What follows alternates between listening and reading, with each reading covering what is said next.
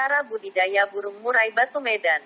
Masyarakat banyak mencari tahu cara budidaya burung murai batu Medan.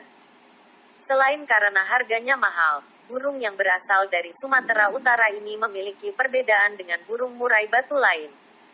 Tubuh lebih besar dan tegak saat berkicau. Bulu ekornya lebih panjang, serta suara kicauannya yang lantang.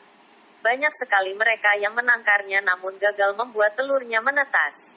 Ini menjadi salah satu kesulitan yang sering terjadi di kalangan pembudidaya pemula. Kesempatan kali ini akan menjelaskan bagaimana cara budidaya burung murai batu Medan agar telurnya menetas untuk membantu masyarakat yang menekuni budidaya burung ini. 1. Desain kandang yang kondusif untuk berkembang biak. Kandang yang kondusif sangat penting untuk memastikan telur akan dapat menetas. Desain kandang yang baik untuk berkembang biak ada beberapa prinsip yang perlu diterapkan.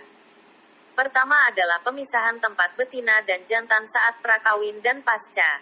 Namun pemisahan ini diusahakan bersebelahan. Ini menjaga agar sang betina lebih kondusif mempersiapkan diri untuk birahi. Sebab kalau dicampur bisa-bisa sang jantan birahi terlebih dulu dan mengejar-ngejar betina belum pada waktunya sehingga justru membuat betina stres tak mencapai birahi. Selain itu nantinya setelah kawin agar jantan tidak mengganggu induk saat mengerami. Kedua, kandang sebisa mungkin disediakan tempat untuk mengerami. Bisa disediakan kotak dari triplek, atau bambu yang dilubangi. Bahkan jika ada lebih dari satu bisa disediakan agar sang induk bisa memilih mana yang lebih nyaman. Selain itu juga sebisa mungkin jauh dari jalan raya, ataupun sumber suara bising lainnya. Dan pastikan desain kandang bisa bebas dari gangguan hewan atau serangga lainnya. 2. Memilih indukan yang baik. Cara budidaya burung murai batu Medan yang penting berikutnya adalah memilih indukan yang tepat. Syarat dasar indukan yang baik adalah yang sudah cukup umur. Selain itu indukan yang asupan gizinya baik sehingga menghasilkan telur dan sperma yang sehat. Bagi pejantan biasanya bila merupakan burung jawara akan lebih baik. Sebab kicauan burung jantan jawara bisa menaikkan minat betina untuk kawin. Selain itu kita juga bisa mempertahankan gen juara di keturunannya. 3. Proses pengawinannya. Proses pengawinannya jangan langsung menaruh keduanya dalam satu sangkar, pisahkan lebih dahulu. Biarkan betina masuk dahulu di sangkar tempat berkembang biak.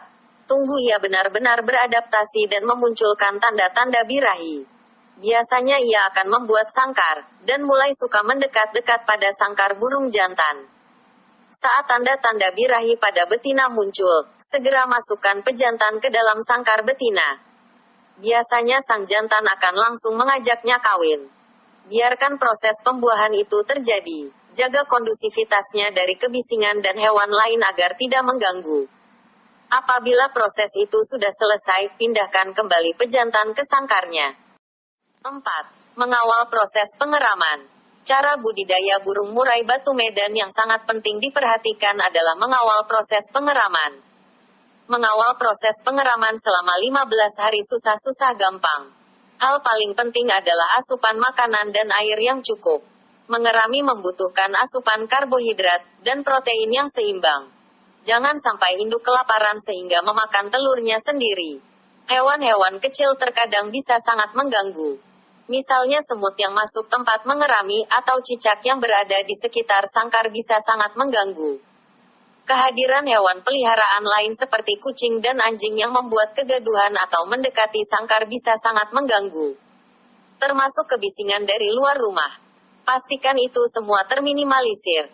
Selain itu apabila dalam pemberian makanan selama ini memberikan ekstra yang menambah birahi, sebaiknya dikurangi hingga hari ke-12 mengerami.